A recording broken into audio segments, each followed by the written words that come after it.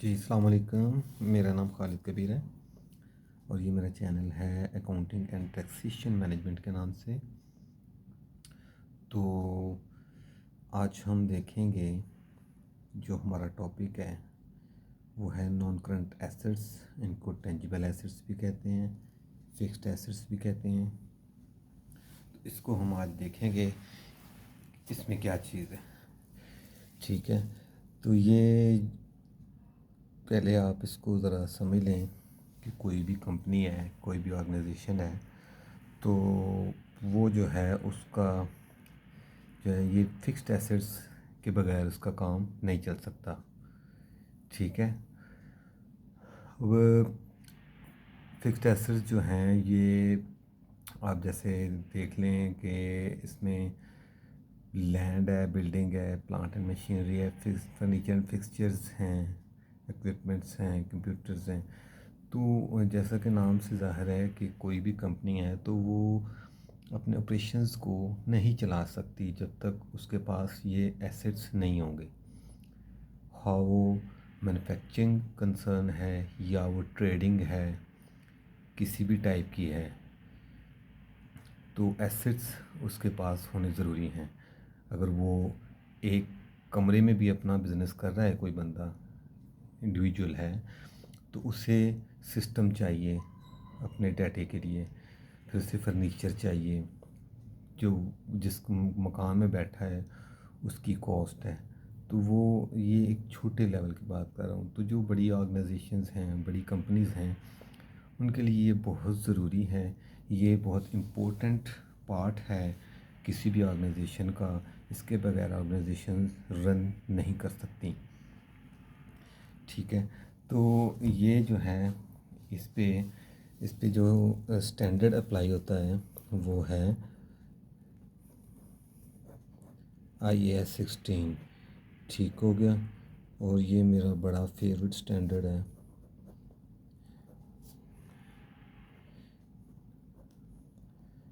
इसमें कुछ रूल्स हैं, रेगुलेशंस हैं, कुछ इसके डिस्क्लोजर्स हैं, एंट्रीज़ के बारे में है, रिपोर्टिंग है। ये मतलब ये स्टैंडर्ड आपको मुकम्मल बताता है कि अगर किसी कोई भी ऑर्गेनाइजेशंस अपने फ़िक्स्ड एसेट्स को रन करती है, कुछ चलाती है, तो उनको इस स्टैंडर्ड को फॉलो करना ज़रूरी है। तो इस स्टैंडर्ड के मुताबिक इसके कुछ रिकॉग्निशंस हैं, कुछ मेजरमेंट हैं, कुछ इसकी वैल्यूएशंस हैं, डेप्रिसिएशन मेथड्स हैं। ये सारी चीज़ें इस स्टैंडर्ड में कवर होती हैं कि कंपनी को इस स्टैंडर्ड को फॉलो करना ज़रूरी है। जो भी कंपनी ने अपनी अकाउंटिंग करनी है फ़िक्स्ड एसेट्स की, वो इस स्टैंडर्ड के मुताबिक करनी है। तो इसमें हम देखते हैं कि ये जैसा कि ऊपर लिखा हुआ है नॉन करंट एसेट्स। ठीक है, ये इनको टेंजिबल एसेट्स भी कहते हैं, फ़िक्स्ड एसेट्स भी कहते हैं। तो इसकी डेफिनेशन में ये बात है कि ये property plant equipment are tangible assets held by an entity for more than one accounting period for use in the production or supply of goods or services or for rental to others or for administrative purposes। इसमें ये चीज़ें हो गई दो तीन हमारी कि इसका जो यूज़ है वो है more than one accounting period, मतलब साल से ऊपर उनका जिनका यूज़ है। और दूसरा है प्रोडक्शन और supply of goods, rental to others और एडमिनिस्ट्रेटिव पर्पज़। ये चीज़ें जो हैं ये फ़िक्स्ड एसेट्स के अंदर आती हैं। ठीक है, ये मतलब कि जो उनकी यूज़फुल लाइफ है वो मोर देन 1 ईयर हो, और उनको कंपनी के ऑपरेशन में, प्रोडक्शन में यूज़ किया जा रहा हो। और कुछ कंपनीज जो हैं वो अपने एसेट्स रेंट के लिए देती हैं, लेकिन वो तो उसके फ़िक्स्ड एसेट्स ही हैं। और फॉर एडमिनिस्ट्रेटिव पर्पसेस, मतलब कि जो आपके ऑफिस के में यूज़ हो रही हैं चीज़ें, फर्नीचर फिक्सचर है, कंप्यूटर एसेसरीज़ हैं, उसके लिए उसको एडमिनिस्ट्रेटिव पर्पज़ के लिए भी वो भी फ़िक्स्ड एसेट्स में आएंगे हमारे। हो गया। इसमें कुछ डेफिनेशंस हैं, जैसे ये कैरिंग अमाउंट है। is the amount at which an asset is recognized after deducting any accumulated depreciation and accumulated impairment losses, commonly known as book value. अब इसमें ये चीज़ है कि अगर कोई आपका एसेट है, आप उसको बेचते हैं या उसकी स्टार्ट में रेजिडुअल वैल्यू आप कर लेते हैं कि ये हमारा एसेट है 10 लाख का है, तो ये जब सेल होगा तो इसमें जो हमारी है इसकी उस वक़्त रेजिडुअल वैल्यू होगी, फ़र्ज़ करें 1 लाख। तो वो भी कई जगह पे ऐसा भी सीन होता है, तो वो पहले से ही उसकी वैल्यू मैनेज कर लेते हैं। लेकिन अगर हम सिंपल बात करें तो ये कैरिंग अमाउंट है, तो इसमें से जो है recognised value minus accumulated depreciation. एक एसेट अगर 4 साल चलना है, 4 साल बाद वो डिस्पोज ऑफ होगा, तो उसमें से उसकी जो 4 साल की हमने डेप्रिसिएशन की होगी वो माइनस होके, और अगर इम्पेयरमेंट के वक्त कोई लॉस आता है तो वो भी माइनस होके, तो वो उसकी बुक वैल्यू आएगी, कैरिंग अमाउंट आएगी। ये आपको अच्छी तरह समझ आएगा जब हम डेप्रिसिएशन और उसके बाद डिस्पोज ऑफ फिक्स्ड एसेट्स पढ़ेंगे, तो वहाँ पे आपको क्लियर हो जाएगा।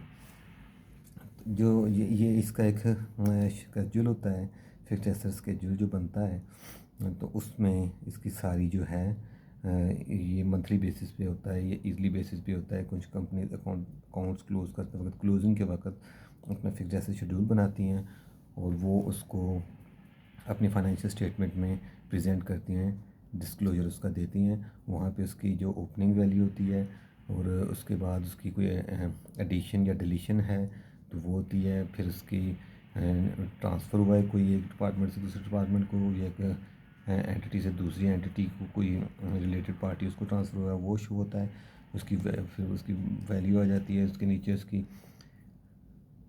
Depreciation for the period charge होती है, वो कम्प्लीट डेप्रिसिएशन में ऐड हो जाती है। तो वो सारा भी मैं आपको इंशाल्लाह एक्सप्लेन करूँगा इसमें। ठीक है, अभी हम चलते हैं कि ये है क्या चीज़। ठीक है, इसके बाद ये एसेट्स जो फ़र्ज़ करें हमने एक एसेट परचेज़ किया है, तो उसकी हम उसको कब करेंगे, उसकी एंट्री कब करेंगे, वो कैसे रिकॉग्नाइज़ होगा कि यह एसेट हमने परचेज़ कर लिया है। तो उसका IAS 16 के में एक उसका रिकॉग्निशन क्राइटेरिया डिफाइन करता है कि an item of property plant equipment should be recognized as an asset when, जब it's probable that the future economic benefits associated with the asset will flow to an entity, कि उससे जो हमारे जो future economic benefit हैं वो associate हों, flow हों एंटिटी को, कि वो एंटिटी को इकोनॉमिक बेनिफिट देगा। The cost of the asset can be measure reliably, उसकी जो कॉस्ट है वो इजीली मेजरेबल हो। ठीक है, ये 2 पॉइंट हो गए उसकी रिकॉग्निशन के।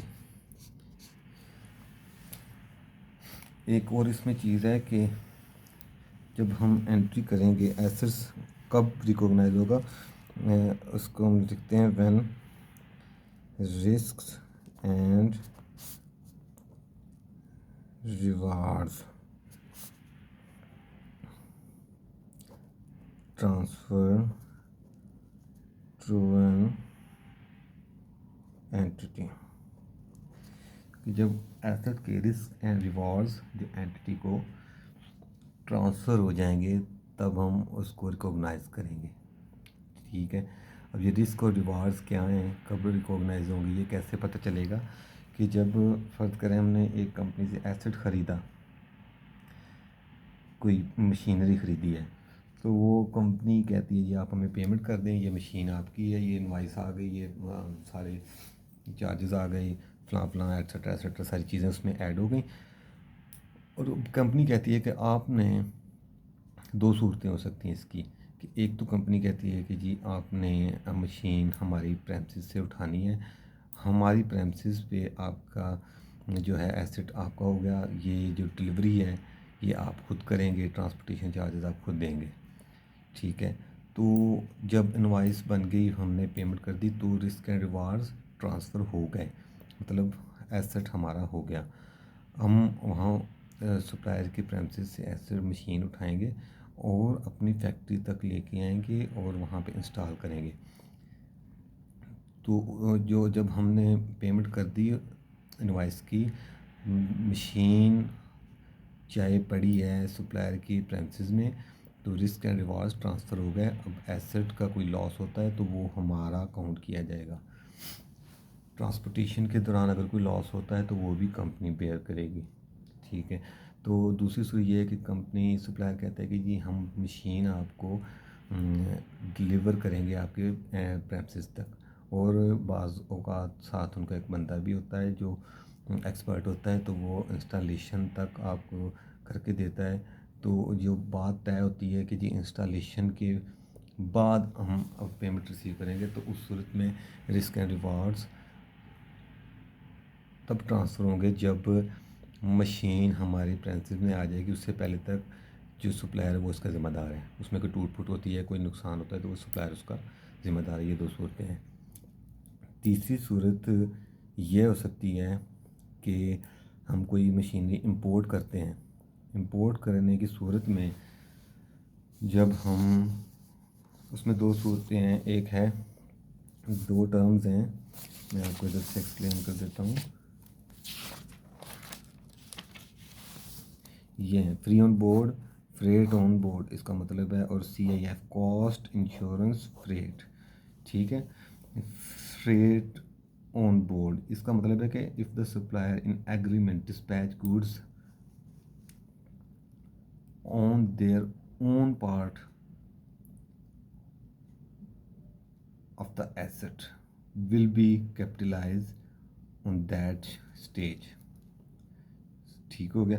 इसमें यह है कि फ्री ऑन बोर्ड के जी अगर एग्रीमेंट में तय हो जाता है कि जो सप्लायर है जो वो एसेट वो अपने कंट्री की बंदरगाह या जो भी पोर्ट है वहाँ तक पहुँचाएगा, तो उससे आगे जो है हमारी ज़िम्मेदारी है। तो जो रिस्क एंड रिवार्ड्स हैं वो जो है सप्लायर के इंपोर्ट जो पोर्ट है वहाँ तक ट्रांसफ़र हो जाएंगे हमें। उसके बाद की जो अगली कार्रवाई है वो सारी हमारी होगी। उसको लेके आना, कस्टम क्लियरेंस, फिर उसके transportation charges, delivery charges, each and everything, वो हमारी ज़िम्मेदारी है। ठीक है। और दूसरी सूरत है कि cost insurance freight. In this case, the supplier will deliver goods on client port, and then the asset will capitalize when the asset reached at customer port। ये दूसरी सूरत है कि जी सप्लायर्स के साथ एग्रीमेंट होता है, तो वो सप्लायर कहता है कि जी मैं मशीन आपकी कंट्री की पोर्ट तक पहुंचाऊंगा। ये एग्रीमेंट तय होता है। तो तब फिर हम जब वो मशीन हमारे कंट्री की पोर्ट पे आ जाएगी, डिलीवर हो जाएगी, तो वहाँ पे रिस्क एंड रिवार्ड्स ट्रांसफ़र हो जाएंगे। उसके बाद फिर क्या अगली कैटेगरी आएगी। ठीक है। तो इस सूरत में वहाँ से फैक्ट्री या प्रेमिसेस तक आने तक अगर कोई लॉस होता है तो वो हमारी कंपनी का खुद का लॉस कंसीडर होगा। ठीक है। यहाँ तक बात क्लियर है तो ठीक है, आगे चलते हैं। इसके बाद आ जाती है इसकी इनिशियल मेजरमेंट। इनिशियल मेजरमेंट है जी के an item of property plant equipment that qualify for recognition as an asset shall be measured at its cost। Cost पे मेजर की जाती हैं। कोई भी जो प्लांट है मशीनरी आती है उसको उसकी कॉस्ट पे मेजर किया जाता है। ठीक है। मतलब कॉस्ट क्या होगी उसकी, कॉस्ट होती है कि जी कोई एसेट परचेज़ किया आपने, उसके जो भी एक्सपेंसेस हैं, जो भी उसमें कॉस्ट पे कर रहे हैं हम, वो सारे उसकी कॉस्ट में शामिल हो जाएंगे। ठीक है। इसके बाद आगे हम देखते हैं इसको वन बाय वन कि इसमें क्या लिखा हुआ है। सही है। यहाँ तक अगर कोई इशू है, कोई मसला हो, तो आप कमेंट्स में मुझसे पूछ सकते हैं। किसी बात की समझ ना आई हो या कोई आपके ज़हन में कोई क्वेश्चन है कि ये ऐसे नहीं ऐसे होना चाहिए था, तो हम उसको बाद में डिस्कस करेंगे। ठीक हो गया। इसके बाद साथ है फिर जी इसकी जो है मेजरमेंट कैसे होती है। ठीक है, मेजरमेंट जो है इसकी कॉस्ट पे होती है। कॉस्ट जो है उसमें 3 तरह के एलिमेंट्स हैं। एलिमेंट्स जो हैं ये आपके सामने लिखे हुए हैं एलिमेंट्स। इनको हम वन बाय वन देखते हैं कि क्या एलिमेंट्स हो सकते हैं। ठीक है, जो इसकी बेसिकली जो है कॉस्ट होती है कि वो उसमें जो तमाम जो एक्सपेंडिचर्स हैं ना, जो उसको एसेट को उसके इंटेंटेड यूज़ में लाने के लिए किए जाते हैं, वो इंक्लूड होते हैं। और उसमें 3 तरह के एलिमेंट हैं, initial cost, direct attributable cost, और तीसरा है कॉस्ट ऑफ डिसमेंटलिंग। ठीक है, ये हो गया 1, ये हो गया 2, ये हो गया 3।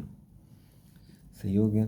अब इसमें इनिशियल कॉस्ट है। इनिशियल कॉस्ट में उसके आ जाएंगे कि जी उसकी जो परचेज़ प्राइस है, इंपोर्ट ड्यूटीज़ हैं, नॉन रिफंडेबल टैक्सेस हैं, लेस एनी डिस्काउंट है। ठीक है, अगर आपने एक एसेट परचेज़ किया है उसमें उसकी जो है परचेज प्राइस आएगी, उसकी इंपोर्ट ड्यूटीज़ आ जाएंगी, कोई अगर इंपोर्ट किया है तो टैक्सेस वगैरह आ जाएंगे, कोई अगर डिस्काउंट दिया है तो उसमें से माइनस हो जाएगा। दूसरा है डायरेक्ट एट्रीब्यूटेबल कॉस्ट, कि जो उस एसेट को रनिंग कंडीशन में लाने के लिए जो उस पर जो हम कॉस्ट लगाएंगे वो कॉस्ट है डायरेक्ट एट्रीब्यूटेबल कॉस्ट। उसमें आ जाता है कॉस्ट ऑफ साइट प्रिपरेशन, ठीक हो गया, cost delivery cost, installation and assembly cost, testing cost, professional fee architect की, एम्प्लॉई कॉस्ट, इंस्टॉलेशन। ठीक है, कॉस्ट ऑफ साइट प्रिपरेशन, अगर हम कोई मशीन लेके आते हैं, मशीन को हमने एक जगह पे इंस्टॉल करना है, तो इंस्टॉलेशन के लिए हम एक साइट बनाते हैं, कोई जगह मुंतखब करते हैं, जगह मुंतखब करके उसको फिर तैयार करते हैं, उसकी एक सेटिंग करते हैं। सेटिंग करने पे जो कॉस्ट वगैरह आएगी उस मशीन को, वो इसकी कॉस्ट में शामिल होगी। डिलीवरी कॉस्ट है, जो उसको हम डिलीवर कर रहे हैं, जो पोर्ट से उठा के प्रेमिसेस तक लेके आए हैं। इंस्टॉलेशन एंड असेंबली कॉस्ट, उसको इंस्टॉल किया है हमने, उसकी भी बाकायदा एक होती है, सारी प्रोसीजर होता है पूरा, जिसको एक्सपर्ट्स इंस्टॉल करते हैं। ऐसे तो नहीं उठा के मशीन रख दी और शुरू कर दी चलानी। उसके बाद टेस्टिंग कॉस्ट होती है। टेस्टिंग कॉस्ट में बताता है कि हम उस पर कोई ट्रायल बेसिस पे प्रोडक्ट बना के देखते हैं। ट्रायल बेसिस पे कोई प्रोडक्ट बनाएंगे, उसकी टेस्टिंग करेंगे कि आए ये हमारे जो स्टैंडर्ड है उसके मुताबिक वर्क कर रही है या नहीं कर रही। ठीक है, तो वो उस पर जो टेस्टिंग कॉस्ट पे जो हमारा फ़र्ज़ करें कोई मटेरियल लगेगा, कोई लेबर लगेगी, तो वो भी उसकी कॉस्ट में भी शामिल होगी। प्रोफेशनल फ़ी आर्किटेक्ट को हमने बुलाया, उसने सारे उसकी एक रिपोर्ट बनाई, उसकी सारी चेकिंग की, उसको हमने कुछ पे किया, तो उसकी जो कॉस्ट है हाँ वो भी उसमें फ़ी है जो भी उसके कॉस्ट में शामिल होगी। एम्प्लॉई कॉस्ट, कुल हमने लेबर लगाई डेली वेजेस पे, या हमारे कोई अपने वर्कर थे उसको उनको हमने लगाया, उन्होंने मशीन उठाई, लगाई, सेटिंग की उसकी सारी, तो उनको जो हमने पेमेंट की वो भी कॉस्ट में शामिल होगी। यहाँ तक बात क्लियर है तो ठीक है। आगे तीसरा है cost of dismantling. Dismantling cost होती है कि एक हमने कोई प्रोजेक्ट लगाया है, ठीक है, वो हमारा चलेगा 10 साल 20 साल या 30 साल, कितने साल के लिए चलता है। तो गवर्नमेंट ये कहती है कि आपने ये जो प्रोजेक्ट लगाया है, जब आप इसको रिमूव करेंगे तो वो जो जिस जगह पे आपने लगाया है उस जगह को बिल्कुल ओके करके फिर इसको छोड़ेंगे। ठीक है, तो हम जो है वो डिसमेंटली कास्ट को भी इसके ऑलरेडी उसकी जो प्रेजेंट वैल्यू है निकाल के, तो उसकी जो कॉस्ट है उसको भी हम एसेट की कॉस्ट में शामिल कर लेते हैं कि जी हमने 20 साल बाद हमने ये प्रोजेक्ट ख़त्म करना है, तो जो जिस जगह पे हमने प्रोजेक्ट लगाया है तो उसको दोबारा रिमूव करने के लिए जो उस पर जो कॉस्ट आएगी उसको भी उसकी एसेट की कॉस्ट में शामिल करेंगे। ठीक है, यहाँ तक कोई मसला है तो आप मुझसे पूछ सकते हैं। फिर है ये यहाँ तक हो गया जी, उसकी कॉस्ट मैयर होगी, उस इंस्टॉल होगी, टेस्टिंग होगी। अब ये टेस्टिंग में एक और बात है कि हमने फ़र्ज़ कर एक मशीन लगाई, उस पर हमने सैम्पलिंग की, टेस्ट किया उसको, टेस्ट करने के बाद हमने कुछ सैंपल बनाए, सैंपल बना दिए, फ़र्ज़ करें हमने सैंपल हमारे बन गए और उस पर कॉस्ट आई है 1 लाख रुपए, ठीक है, 1 लाख रुपए कॉस्ट है, और वो जो सैंपल बने थे वो हमारे 50,000 में सेल हो गए, ठीक है। तो स्टैंडर्ड ये कहता है कि आपने ये 50,000 अपनी इनकम बुक नहीं करनी, बल्कि जो आप कॉस्ट ऐड कर रहे हैं 1 लाख, उसमें ये 50,000 माइनस करके 50,000 आप कॉस्ट में ऐड कर दें। ये है, ये इसको आप इनकम बुक नहीं करेंगे। जो टेस्टिंग के दौरान आपके जो सैंपल बने उनसे कोई अगर आपको अर्निंग हुई है तो ये भी आप एक पॉइंट ज़हन में रखिएगा। उसके बाद आता है जी सब्सिक्वेंट एक्सपेंडिचर्स। एक मशीन चल गई, इंस्टॉल हो गई, उस पर आपके जो है प्रोडक्शन शुरू हो गई, उस पर जो आगे मज़ीद एक्सपेंसेस आएंगे। एक्सपेंसेस स्टैंडर्ड कहता है कि जी 2 तरह के हैं, कैपिटल एक्सपेंडिचर्स हैं, रेवेन्यू एक्सपेंडिचर्स हैं। फ़र्ज़ करें आपने कोई मशीन का कोई पार्ट चेंज किया है, पार्ट चेंज किया है और उससे जो मशीन की है यूज़फुल लाइफ इंक्रीज़ हो गई है और उससे इकोनॉमिक बेनिफिट भी आपको मिल रहा है, तो वो आपका कैपिटल एक्सपेंडिचर होगा। और अगर आपने उसकी कोई मशीन की सर्विस करवाई है, सर्विसिंग वगैरह करवा रहे हैं मंथली बेसिस पे या हाफ ईयरली बेसिस पे, तो वो जो है वो रेवेन्यू एक्सपेंस में इंक्लूड हो जाएगा, ठीक है। ओके ओके ओके, आ गया cost of self constructed assets. अगर कोई कंपनी अपना खुद का एसेट बनाती है तो उस पर भी वो सेम रूल जो एक्वायर्ड एसेट पे अप्लाई हो रहे हैं वही same rule self constructed assets पे भी लगेंगे, ठीक हो गया। Self constructed asset, cost of self-constructed asset rules are same as the for the acquired asset. Cost of a normal amount of wasted material, labor and other sources incurred in self-constructed assets are not included in the cost of asset. मतलब अगर कोई wastage होगी या कोई waste आया है तो वो इसकी कॉस्ट में शामिल नहीं होगा। यहाँ तक कोई मसला हो तो काइंडली आप पूछ सकते हैं। आगे है हमारे पास exchange of asset. One or more of item, property, plant, equipments may be acquired in exchange of non-monetary assets or assets of the combination of monetary and non-monetary assets. The cost of such an item by property, plant, equipments is measured at fair value unless का मतलब है कि जब तक ये दो conditions meet नहीं होती तब तक आप वो रिकॉग्नाइज नहीं करेंगे, मैयर नहीं होगा वो, ठीक है। एक्सचेंज ट्रांजैक्शन ले कमर्शियल सब्सटेंस, और दूसरा फिर value of neither the asset receive नार द एसेट गिवन कहता है कि जी अगर तो आपका जो है जो आप एसेट एक्सचेंज कर रहे हैं वो कमर्शियल सब्सटेंस नहीं है, मतलब उससे कोई फ्यूचर इकोनॉमिक बेनिफिट नहीं आपको मिलेगा, ठीक है। तो फिर वो इस कैटेगरी में नहीं आएगा। और अगर उसकी कोई वैल्यू ही रिलायबल नहीं हो रही तो दूसरी कंडीशन ये है, अगर कहते हैं ये दो कंडीशंस मीट नहीं होती, मतलब कि तब आप एसेट को एक्सचेंज करके मैयर करेंगे जब आपकी ये कमर्शियल सब्सटेंस भी हो और वो रिलायबली मैयरेबल भी हो। ये दो कंडीशंस होंगी तो आप उसको रिकॉग्नाइज करेंगे, उसको एसेट एज ए एसेट की कॉस्ट में लेंगे, ठीक है।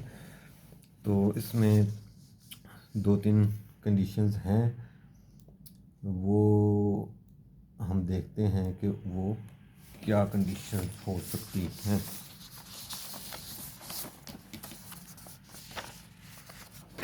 सही है, ये 3 कंडीशंस हैं जी, एक ये, 2 ये, 3 ये, ठीक है। इसको हम देखते हैं कि the asset acquired shall be recorded at fair value of the asset acquired, ठीक है। अगर ये वो कह रहा है कि जी एक एसेट आप ले रहे हैं, एक दे रहे हैं, दोनों की जो फेयर वैल्यू वो रिलायबल है, तो उस सूरत में आप जो एसेट ले रहे हैं तो फेयर वैल्यू आप उस एसेट की लेंगे, और जो दे रहे हैं वो फेयर वैल्यू उस एसेट की, जो बंदा ले रहा है वो फेयर वैल्यू उस एसेट की लेगा, सही है। If the fair value of asset acquired is not measurable, then the asset acquired shall be recorded as the fair value of the asset given up plus any amount adjusted by cash. वो कह रहे हैं कि अगर आप एक asset ले रहे हैं और उसकी जो है फेयर वैल्यू मेजरेबल नहीं है, तो जो एसेट दे रहे हैं उसकी फेयर वैल्यू मेजरेबल है, तो आप जो एसेट दे रहे हैं आप उसकी फेयर वैल्यू पे ही जो एसेट ले रहे हैं उसकी फेयर वैल्यू बुक कर देंगे, और प्लस माइनस अगर कोई कैश दे रहे हैं या ले रहे हैं तो वो भी उसमें प्लस माइनस हो जाएगा। ठीक है। If the fair value asset acquired and asset given up are not measurable, than the asset acquired shall be recorded at carrying amount of the asset given. कह रहे हैं कि अगर जो एसेट ले रहे हैं और जो दे रहे हैं दोनों की फेयर वैल्यू मेजरेबल नहीं है, तो फिर जो उसकी नेट बुक वैल्यू है, रिटर्न डाउन वैल्यू है, उसी पे ही आप उसको बुक कर देंगे। ये 3 कंडीशंस हैं। तो इसके नीचे एग्जांपल्स हैं। एग्जांपल हम देख लेते हैं। T limited engage in manufacturing of sports goods. T limited exchange one of the plan with R limited. ठीक है। टी लिमिटेड ने कोई एसेट एक्सचेंज किया है आर लिमिटेड के साथ, और जो टी लिमिटेड की जो बताई हुई वैल्यू ये है, कॉस्ट है 25,000 एसेट की, cumulative depreciation 15,000, fair value of the asset 12,000। ये फेयर वैल्यू टी लिमिटेड की आ गई। Rupees 6,000 also paid by T limited to settle the transaction. ये 6,000 जो है वो टी लिमिटेड ने आर लिमिटेड को दिया है फॉर सेटलमेंट। ठीक हो गया। अब आर लिमिटेड के पास क्या है, कॉस्ट है एसेट की, क्युमुलेटिव डेप्रिसिएशन है, फेयर वैल्यू ऑफ एसेट, दोनों उसकी फेयर वैल्यू मौजूद है।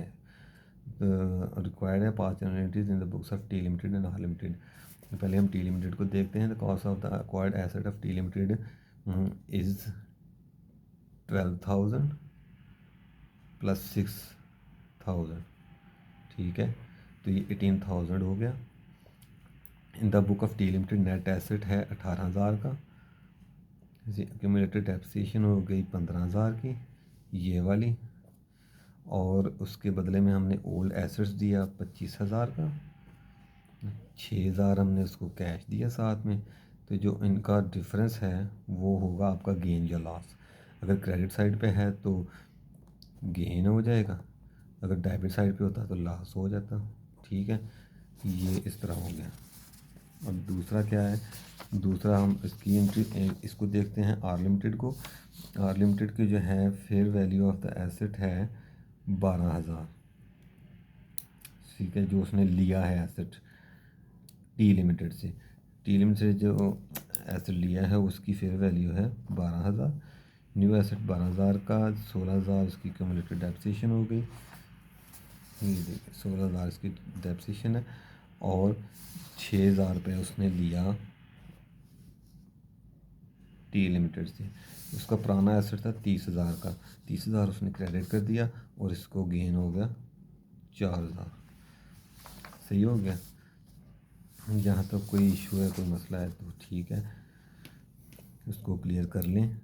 फिर आ गया M limited exchange its asset with the asset of M limited. M limited has paid rupees 3,000 further to acquire the asset. The following trade available in respect of assets. ठीक है। M limited और M limited ने कोई asset exchange किए हैं, और M limited ने 3,000 further भी किया है एसेट एक्वायर करने के लिए। Asset of M limited cost है 22,000, accumulated depreciation 13,000, fair value of the asset given up, जो एसेट दे रहा है उसकी फेयर वैल्यू है 12,000। अनलिमिटेड है, कॉस्ट 40,000, क्युमुलेटेड डेप्रिसिएशन 21,000, इसकी फेयर वैल्यू नहीं है। तो जब फेयर वैल्यू ना हो तो जो एसेट हम दे रहे हैं उसी की ही फेयर वैल्यू को उसको बुक करेंगे। ठीक है। तो जब एम लिमिटेड करते हैं तो एम लिमिटेड के जो एसेट दे रहा है वो 12,000 है, और ऐड कैश पेड दे रहा है, जो कैश पेड दे रहा है वो उसमें शामिल कर दे हो जाएगा। In case the fair value of the asset acquired cannot be ascertained, asset acquired shall be recorded at the fair value of the asset given plus cash paid to acquire new asset। ठीक हो गया। तो ये new asset की जो fair value वो 15,000 हो गई। ठीक है। क्युमुलेटेड डेप्रिसिएशन 13,000 हो गई, और ओल्ड एसेट आपका 22,000 में चला गया, कैश आपने 3,000 दे दिया, गेन हो गया आपको 3,000। ठीक है। तो जो अनलिमिटेड है उसने जो एसेट लिया है, जो हमने गिवन अप की वैल्यू लेनी है फेयर वैल्यू, तो वो है 12,000। 12,000 का उसने एसेट दिया, और एक्युमुलेटेड डेप्रिसिएशन 12,000 से डेबिट हो जाएगी साथ। तो जो उसका 3,000 उसने साथ कैश ले लिया वो भी डेबिट हो जाएगा, कॉस्ट जो है उसकी 40,000 से क्रेडिट हो जाएगी और बाकी गेन लॉस हमारे पास आ जाएगा। अब इसमें इस वक्त में इसको लॉस हो गया, ठीक है। ये तो हो गए हमारे ये एक्सचेंज ऑफ एसेट्स तक की सारी डिटेल। अब इसको हम मैं आपको शुरू में बताया था कि मैं इसका फिक्स्ड एसेट शेड्यूल आपको दिखाऊंगा। तो वो है फिक्स्ड एसेट शेड्यूल इस तरह से है, ये मैंने किसी कंपनी का डाउनलोड किया है। ये आप देखें ऊपर ये नोट दिया हुआ है इसका 5.1 ऑपरेटिंग फिक्स्ड एसेट्स। इसमें आ रही हैं काफ़ी सारी चीज़ें। ये फ्री होल्ड लैंड है, लीज होल्ड लैंड है, building on freehold land, building on leasehold land, plant and machinery, dies and jigs, factory equipment, office equipment, computer, furniture, ये इसमें बहुत सारी में चीज़ें हैं, ठीक है। तो ये है अप्रैल 1 2019 को कॉस्ट दी हुई है, उसकी ओपनिंग बैलेंसेस हैं सारे, फिर क्यूमुलेटेड डेप्रिसिएशन ओपनिंग है और नेट बुक वैल्यू आ गई, ठीक है। उसके बाद उसका आ गया ईयर एंडेड मार्च 31 2020, ये आ गई उसकी ओपनिंग नेट बुक अमाउंट और उसके साथ एडिशन आ गई है उसकी। अगर ये जो एडिशन आ रही है ये कोई उन्होंने एसेट परचेज़ किए होंगे। डिस्पोजल आ गई, डिस्पोजल में आ गया कोई एसेट डिस्पोज ऑफ किया है तो ये कोई नहीं है। क्यूमुलेटेड डेप्रिसिएशन आ गई, क्यूमुलेटेड डेप्रिसिएशन जो है हमारी पिछली जो है सारी डेप्रिसिएशन एक्यूमुलेट हो के जो आ रही होती है उसको डेप्रिसिएशन कहते हैं। तो depreciation charge for the period, ये जो ब्रैकेट्स में आ रही है डेप्रिसिएशन चार्ज कर दिया उन्होंने फॉर द पीरियड, और ये नीचे आ गया उसकी क्लोजिंग नेट बुक अमाउंट, ठीक है। तो ये इस तरह का होता है। ये बताने का मकसद ये था कि ये शेड्यूल जो है ये कंपनीज डिस्क्लोजर देती हैं इसका अपने नोट्स में, और ये मुख्तलिफ़ कंपनी का मुख्तलिफ होता है। इसमें तो फ्री होल्ड लैंड भी आ रही है, लीज़ लैंड भी आ रही है। बाज़ कंपनियों में लीज़ नहीं होती, तो सिर्फ उनकी अपनी एसेट्स होते हैं, उनकी डेप्रिसिएशन होती है। तो जो लैंड है, लैंड पे डेप्रिसिएशन नहीं होती। इम्प्रूवमेंट जो होती है ना लैंड इम्प्रूवमेंट्स, उस पर डेप्रिसिएशन होती है। लैंड इम्प्रूवमेंट्स मतलब आपने लैंड को लिया है, उसके साथ उसकी कोई अंडरग्राउंड कोई चीज़ें बनाई हैं, कोई लैंडस्केपिंग की है, फेंसेस को पार्किंग लॉट्स बनाई है, तो ये चीज़ें लाइटिंग की है, तो ये चीज़ें जो हैं ये इसकी यूज़फुल लाइफ होती है, इसलिए इनको अलहदा बुक करके इनकी डेप्रिसिएशन ली जाती है, लैंड की डेप्रिसिएशन नहीं होती। इसके अलावा जो है इसमें अब ये है कि ये स्टैंडर्ड कोई भी छोटी या बड़ी ऑर्गेनाइजेशन है उसको चाहिए स्टैंडर्ड फॉलो करना पड़ेगा। अगर उसके पास IAS 40 नहीं है, IAS 20 नहीं है, IFRS 16 नहीं अप्लाई होता उस पर, तो लेकिन ये स्टैंडर्ड लाजमी अप्लाई होगा क्योंकि ये वेरी इंपॉर्टेंट स्टैंडर्ड है और इसका नो हो बहुत ज़रूरी है। तो इसमें ये चीज़ें हमने डिस्कस कर ली। अब इंशाल्लाह हमारी इस स्टैंडर्ड के मुताल्लिक़ पीछे रह गई है हमारी डेप्रिसिएशन और इसके जो हैं मॉडल, कॉस्ट मॉडल और रिवैल्यूएशन मॉडल।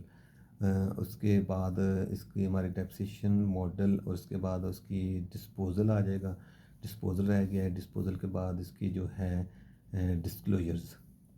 डिस्क्लोजर्स और इसके जो लिंक हैं दूसरे स्टैंडर्ड्स के साथ, government grants, IFRS 16, investment properties, उनके साथ जो लिंक्स हैं, और जब डेप्रिसिएशन का मेथड चेंज होता है, changes in accounting estimates and मेरे ख्याल IAS 8 है, और पॉलिसीज़, चेंज इन पॉलिसीज़ उसका भी एक स्टैंडर्ड्स है, चेंज इन अकाउंटिंग पॉलिसीज़ ये IAS 8 है। और जो है हमारा दूसरा पॉलिसी प्रोविजन कॉन्टीजेंट लाइबिलिटीज़, नहीं ये नहीं है। चेंज इन अकाउंटिंग एस्टिमेट्स ये वाला है, और ये सारे स्टैंडर्ड के साथ इसका लिंक देखेंगे कि ये कैसे और कब अप्लाई होते हैं इस पे। ठीक हो गया। अब आज तक के लिए इतना काफ़ी है, तो नेक्स्ट लेक्चर में हम इंशाल्लाह अपनी जो बाकी चीज़ें हैं उनको कवर अप करेंगे। तो अगर आपको कोई चीज़ समझ नहीं आई या आपकी कोई सजेशन हो तो आप कमेंट्स में पूछ सकते हैं। इंशाल्लाह उस पर अच्छा फीडबैक आएगा। थैंक यू वेरी मच, दुआओं में याद रखिएगा। शुक्रिया।